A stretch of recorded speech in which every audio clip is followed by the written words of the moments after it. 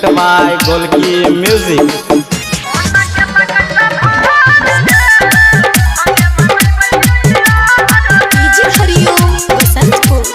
रूपम recording studio जीवा चौक Madhubani. Picnic मने संगे केलके इनवाइट जान के ले छै व्यवस्था के टाइट हरे पिकनिक मने संगे केलके इनवाइट जान के ले छै व्यवस्था के टाइट आगू में होइया सब हर रे हां फोन केला कैल भर रे संगे मने न्यू ईयर रे अरे फोन केला कैल भर रे संगे मने न्यू ईयर रे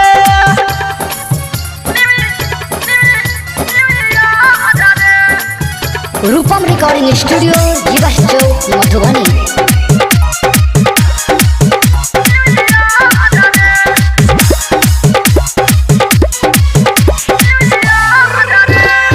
कके इशारा हमरा लोग में बजे लगई भाई रे भाई गिटी कार्ड पकड़े लगई कके इशारा हमरा लोग में बजे लगई भाई रे भाई गिटी कार्ड पकड़े लगई ओइ में लगा के रुक भहर रे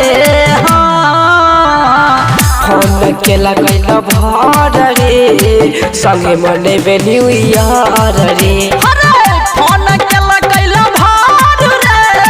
संगे मने न्यू ईयर रे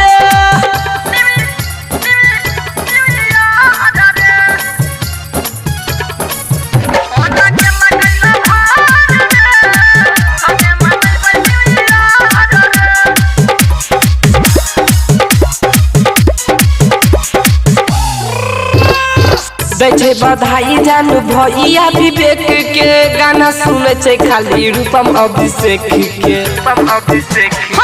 दै बधाई जानू भैया विवेक के गाना सुने छै खाली रूपम अभिषेक के लिखाया नील राइट हर रे हां फोन के लगैल भर रे संगे मने न्यू ईयर रे अरे फोन